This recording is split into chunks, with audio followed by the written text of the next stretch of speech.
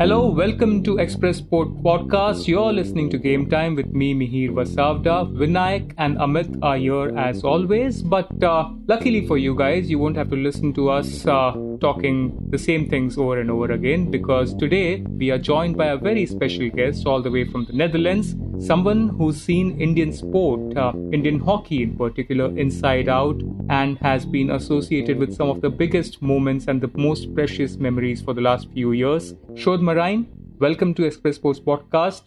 How is it going for you?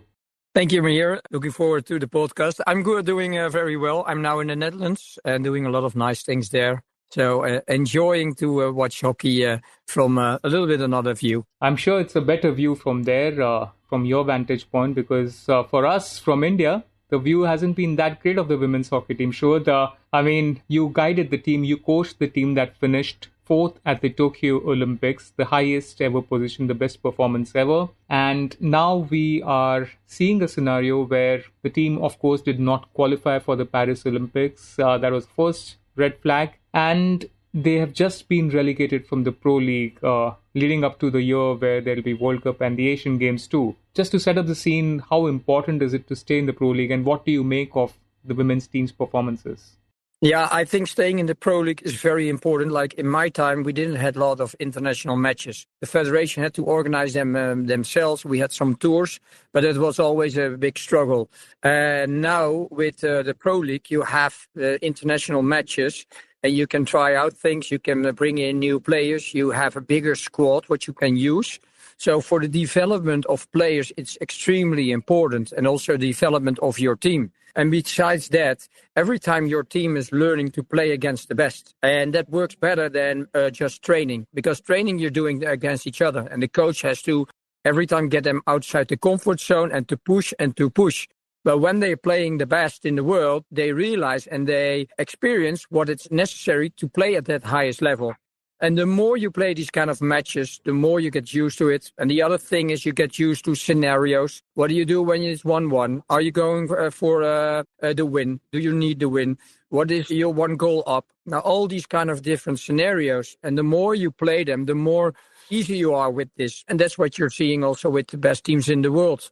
Hi, Coach. Vinayakk here. Just wanted to add to that. So what we saw in the home leg of the Pro League was the performances were up and down. There were a few good moments. Of course, the draw against Netherlands was one of, in my opinion, one of their best performances in recent times. They played quite well. But the Europe leg didn't quite, it started off with a couple of tight matches, but then they fell off. How do you see their gameplay itself? Do you see any obvious problems that they're facing?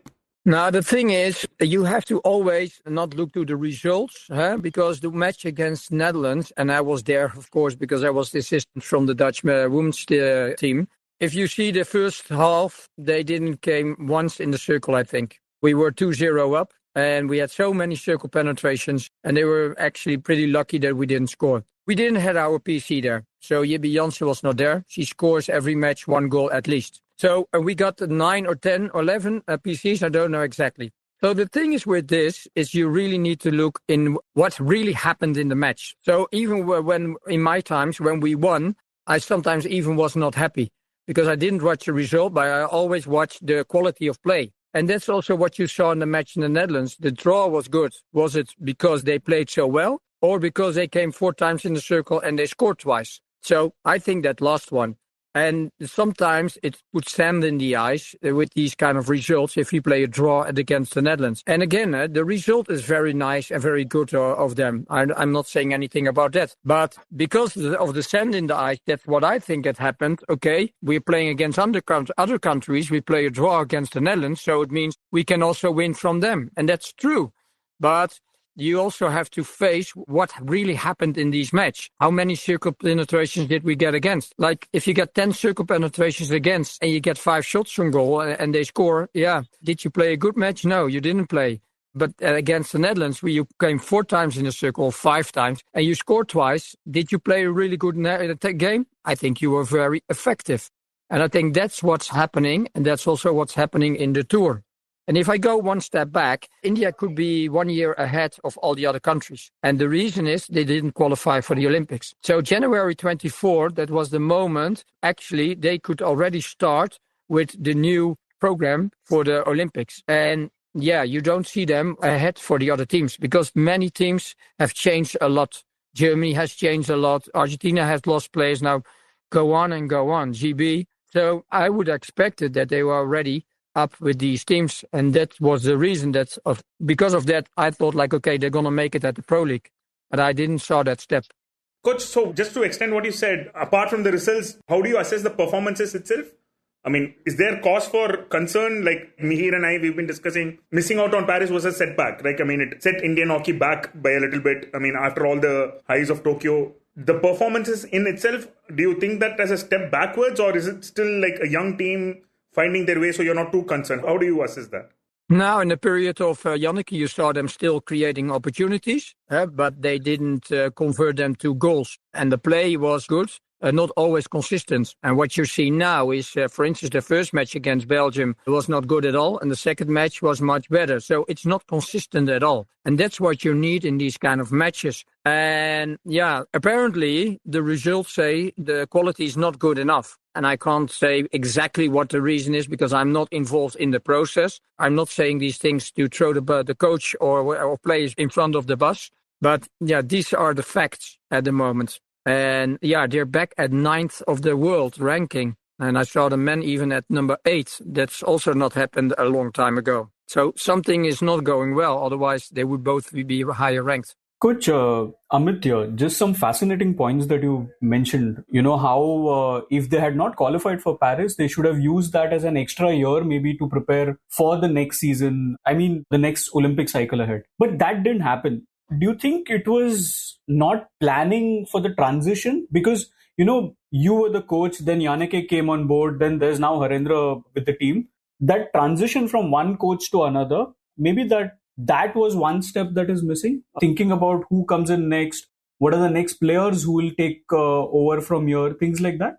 Yeah, I think with Janneke it worked really well in the case of like she knew exactly the process, what I have done. She had a big role in the whole success for Olympics. So it's not only about me. That's even with Wayne Lombard, physiotherapist, everybody. So I think that transition went well. But every coach has his own ideas, and that's good. Yeah, and sometimes it's working, sometimes it's not. But everybody has to work by his own philosophy. And that's also what happened. But just an example about the 24 January, when you're not qualified, Belgian women is a very good example. So they didn't qualify for the Olympics Tokyo, and they already started with a new program. What do we need to change? Why didn't we qualify? And you can see where they're now, I think number 2 or 3 of the world. I don't know exactly. And I think that is something what don't know. Let's say it like this. I didn't saw the outcome with the Indian team. And maybe they did, of course, but I don't know. And that's the thing. Like, I don't want to give criticism on things what I can't judge about,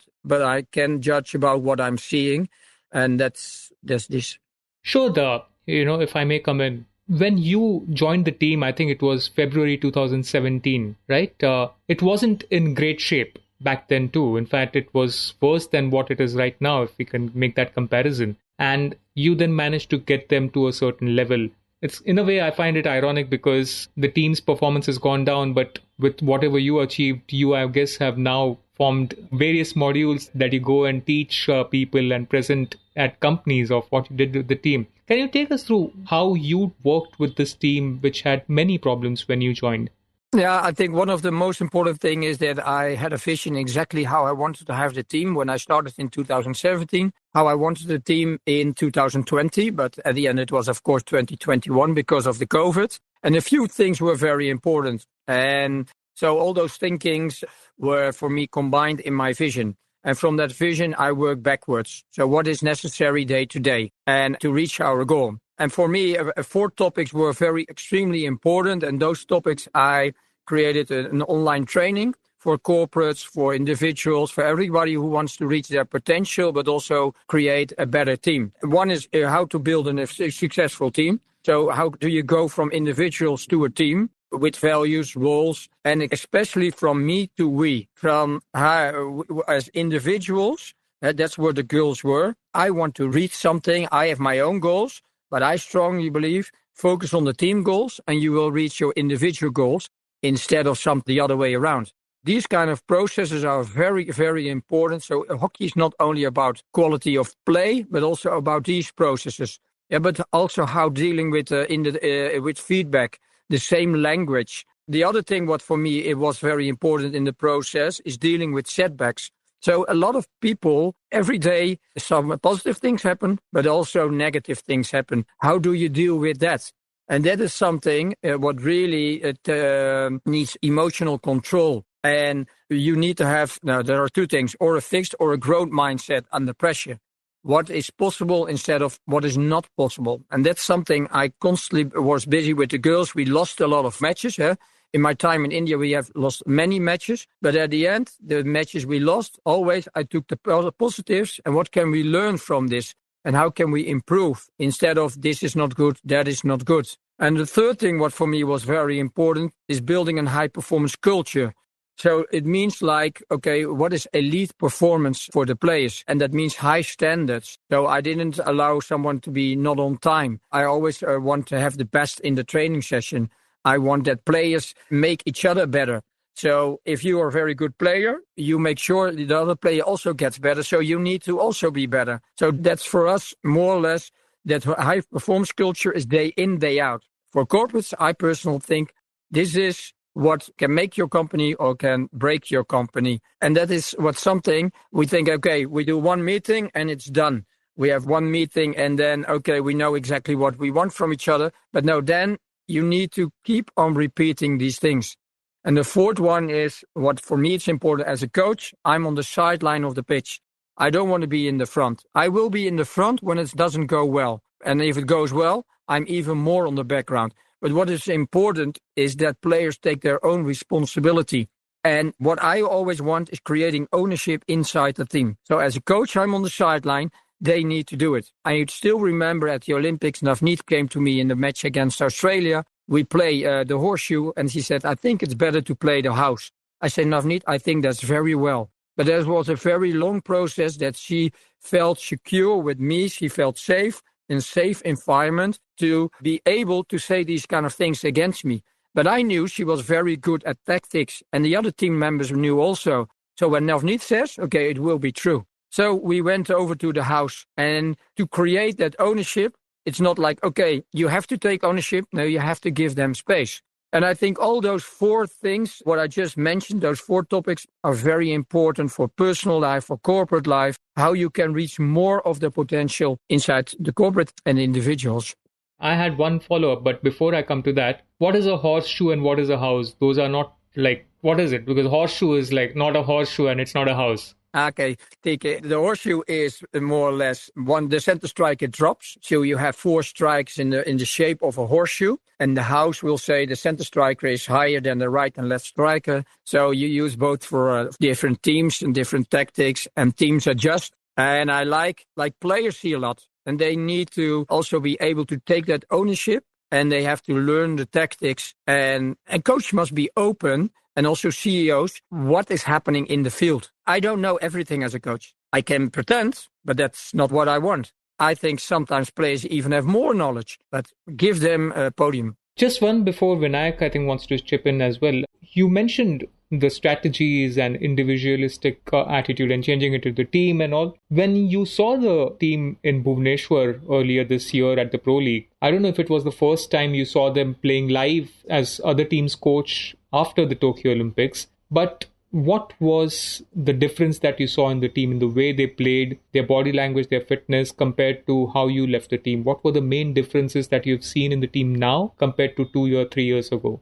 Yeah, I saw them playing more. There's some new girls. There are refreshments. I think that is good because, you need the competition inside the team. So these things are good. And you see the girls are getting different roles like Salima, like Navneet. Salima now captain. And in my time, she wasn't captain. Shami is more to the midfield.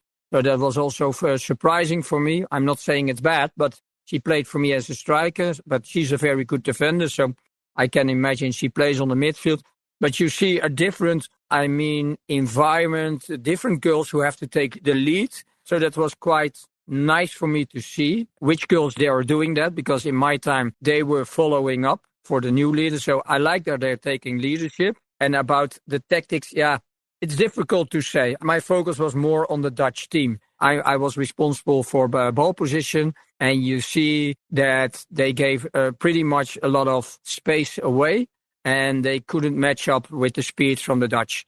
And that's something, at the end, what was very difficult for them. Deepika, of course, had a very nice goal. She developed very, very well, but it was individual. But as team, they didn't create so much. So that's something what I noticed in these matches. I don't know what you saw, guys.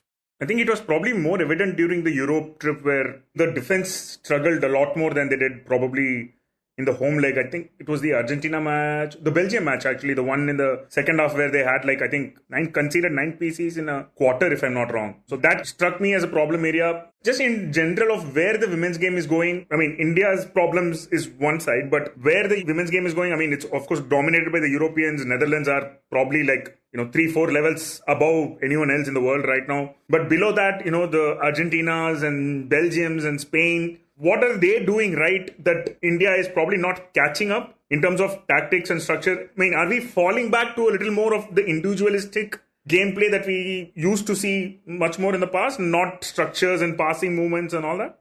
Yeah, it looked like defensive, they're giving a little bit more away and they're creating less. And that's a little bit what I'm seeing and defending as team. So just too much goals against. And the main thing what for me it always starts is less goals against. So we focus really much on the defensive structure and you will always create opportunities. And if you see the Netherlands, how much they created, but also other teams against India, I think that is something what they have to keep working on. Just one more, coach. In terms of the transition that Amit touched upon previously, are you happy with the balance of we've always had, even in your time, it was a young squad overall, right? I mean, the age profile of the squad was never on the higher side. You had the Vandanas and Savitas, but the large majority of the players were still young. I think that the same can be said for the current squad as well. So is that sort of a mitigating factor in the results not going their way, but the age profile is still such that they are in a learning phase and you could see improvements? Is that something that you could say? Yeah, correct me if I'm wrong. Let's say it like that. I think we have more age differences in my team. Like Rani was older, had Savita, and now you have Savita. But after Savita, I think many young players. You have Sush, of course, but more younger players. It's a pretty young team. Am I right? Yeah. I think quite a lot of youngsters blooding. Yeah, and that is something what is also like the way it works. For me, it's easy to talk about Netherlands. And that's also what happened in the women's team with India with me. You have a culture, the way you want to create your team, the high, what I already said, the ownership in the team, the high performance culture. And what you want is that the next one is handing over the information and telling how it's done with the Indian team. We called it Bharat Ki Sherniya. And that's the culture we created with each other, how we are with each other, how we deal with feedback. And that goes from older to the younger player. So if you're a younger player and you come in the national team, you need to work really hard and give the ball to the more players who have more responsibility. But the one who has more responsibility and has more experience, they always must lead in the front. And that is something what's very important. And if you have different ages in your group, that becomes easier. When you have the same ages, then there is less looking up to players, and that can be a problem. And I'm not saying that is the issue in the Indian team. I can't judge that, but in general, these kind of things happen. We were talking about this being a young Indian team. In fact, the last 2 matches in the Pro League against China, the average international experience for the Indian team was in the high mid-80s. I think it was 82, 83 matches on an average for the squad. And China was a lot less. It was around 61 or 62. So, even though India is a young team, there were younger teams compared to India and still they did better. Which is what Sjoerd, kind of concerns me, because somewhere when we analyze and talk about these matches in India, we try to look at, I don't know if excuses is the right word, but we try to find out some reason where we can say that this is why India is not doing well. And I don't see maybe in hockey that happening a lot in Europe. So Vinayakk, when he asked that what can India learn from what Belgium, Germany and Netherlands do you think this is one of the things where you focus on the outcome no matter what the age of the team or whether you're smaller compared to the taller Netherlands players or whatever? Yeah, like what your teams are doing well is bringing new players, young players, and keep bringing competition. So you're never safe. The playing in the Dutch team is never a moment like, okay, I'm safe, I will be there at the next team. And that is something like, I know Belgium very well because my friend Raul Eris, of course, he was coach there. And I know his process, how he went from number 13 till number 2 or 3 of the world. And it's all about creating competition, bringing new players, bringing high standards. And if the behavior is not that what you agreed on, there will be consequences. And that is something, and creating a culture in the team that everybody feels a safe place, let's say it like that you can speak up to the coach, to the other players. And that is something what he has done always. And of course, be very direct about the discipline and the consequences. You have to put your left hand low. If you don't do it, you will not play in the team. I will choose for someone else. So the competition is very competition driven. And besides that, they made a huge step on the physical side. And that's something what with us made a huge difference. And that's something what I cannot decide by only seeing the match. But Wayne Lambert did amazing job. I know it goes a lot about me, what we have done with the team.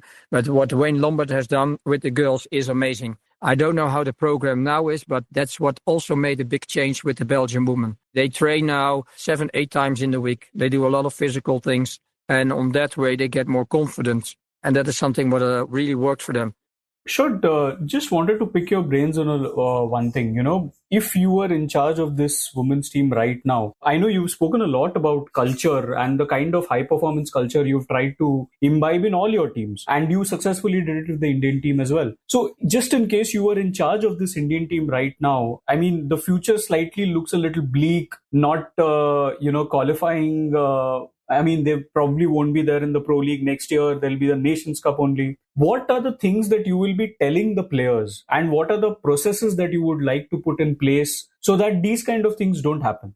I understand your question, and you will not like the answer because I don't have an answer right now immediately to change things. Like, I don't want to be on the seat from Harendra. I think I have done my thing with the Indian women's team, and I was really in the process. I knew everything what happened. Now I don't know everything what's happening. So I can say the fitness needs to be better, this needs to be better, but I don't know what day in, day out, what happens with the team. And like at this moment, the feedback sessions has to be really direct to staff, to players, to everyone. What happened? Why didn't we stay in the Pro League? What are the real results? So we're not talking about the 2-2 draw against Netherlands, where you played once. No, how many circle penetrations? What did we achieve in that match? How were the numbers on physical side? All these kind of things, every specific thing needs to be evaluated. And on that way, you get the answers yourself because you can compare this with all the other countries. The stats from all the other countries are available. Prakash is a very good video analyst. He has everything. And on that way, you can see what was the big issue. Did we lack on speed? Did we lack on the tactical system? How many times do they come in the circle in Q4 or Q3? Is it more or is it less? Do we score last moment goals? Now, I can go on for an hour.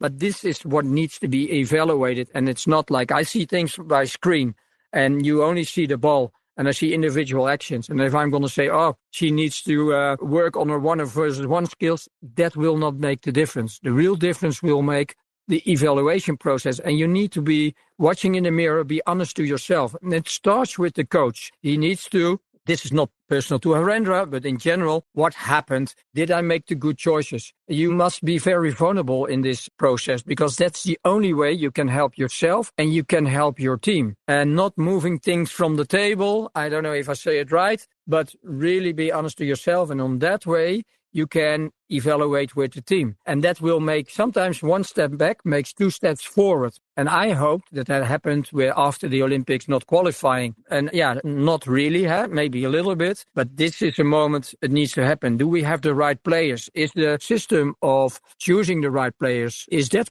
going well? Now, do we train at the right location? Now, keep on going, keep on going. Yeah, just to add a little bit here, I think Harendra, when he did take over as a coach, that is something that he did say that there was a lot of conversations. He felt that the team was not in a good place and he had individual conversations. This is just for our listeners so that they can have a quick refresher. Like, he spoke to a lot of players who are not in a great space and tried to tell them that, the end goal is LA 4 years from now. So we have to start thinking with that vision from right now. And he said he laid down a lot of emphasis on fitness. They had a military style camp in Kerala. They've been working a lot on fitness, but in my personal view, they looked a little bit jaded towards the end of the European tour. That maybe because of the results not going their way. So yeah, I mean, the couple of things that Sjoerd here has identified, they are working on. It's just that the results have not probably come as quickly as they would have expected. Just in last question to you, Sjoerd, is this is a slightly hypothetical thing that Mihir and I discussed. We spoke about this when Vinayak's departure happened from the Indian team. It wasn't under the greatest of circumstances, but my theory was that you and your team finishing fourth in Tokyo and the sort of benchmark that Vinayakk set overall through her career, maybe that was too high from where the Indian base level was. And like, the saying, victim of your own success. Like, you guys set the bar so high, but the actual reality is probably not that high. And what we are seeing now is somewhat of a regression to the mean. This is perhaps where the Indian team is. And we are maybe expecting too much considering Tokyo and what followed immediately after. Would you say there is some truth to that? I mean, what do you think?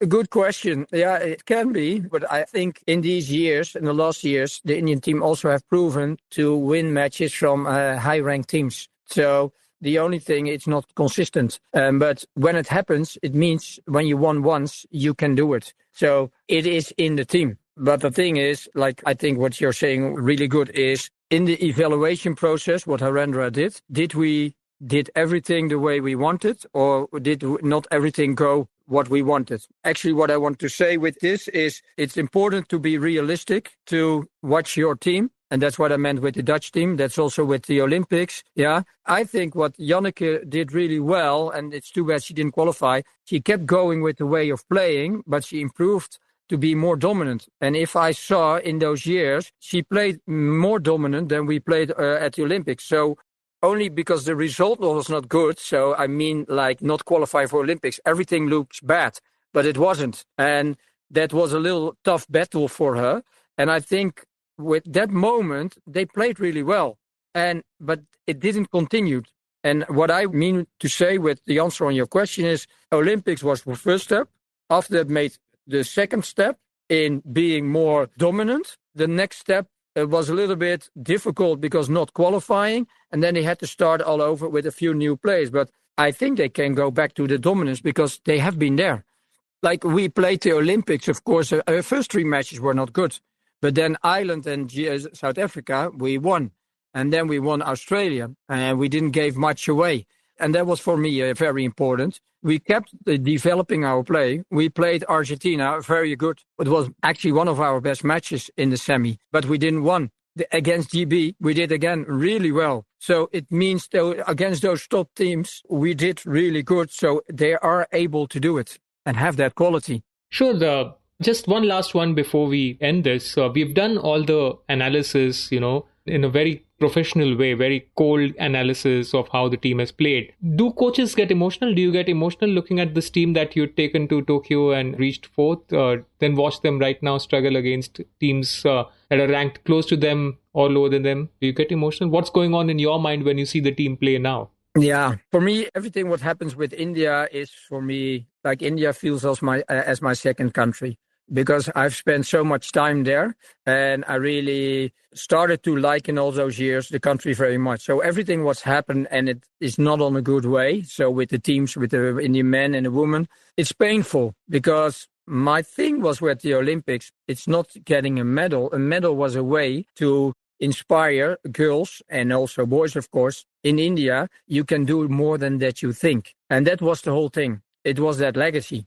And you see now that, the attention is getting less. And that's something what's sometimes difficult to see because the results, you want at the end that they do really well. And because it was not for me the only 4.5 years, I was hoping that they could continue after me. And that's sometimes difficult to see. And that's why I hope they will qualify for Olympics because it's good for the girls. It's good for everyone, for Hockey India, but it's good for the country and it's good for hockey world. Yeah, because India is an important country. So I hope they will be honest to themselves, starting with staff and also players themselves. And of course, and I'm saying this again because I don't want to be the ex-coach who's critical to the current coaches, but I say this in general, not personal. But if they do the evaluation process really well and they are hard for themselves, and again, it starts with the coach, then I also see that they can make the next steps and hope they qualify for Olympics.